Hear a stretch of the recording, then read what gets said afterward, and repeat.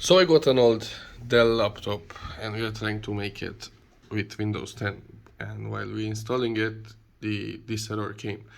But solution for this there is. So Shift F10, then you're gonna type like edit, like registry edit.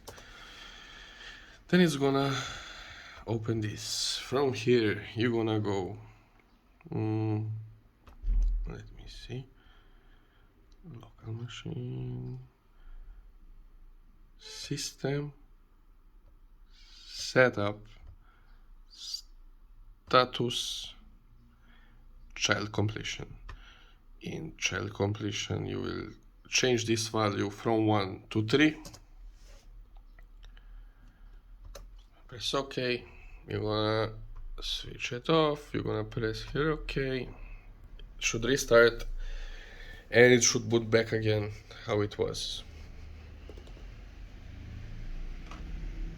Or actually not how it was, how it should boot.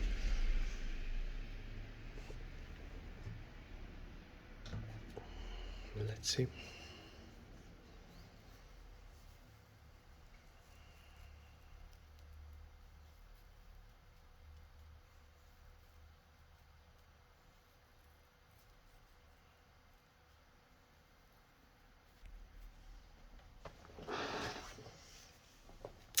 It's a bit old laptop, so it will take a bit of time, but I think we sorted the issue.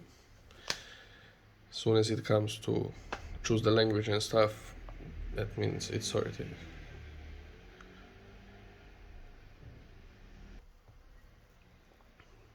Okay, come on.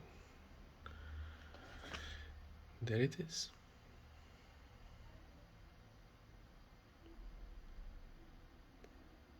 It will still load a bit. It has a normal hard drive, but it bypassed that part. So, like, if you do what I just did, you should solve that issue.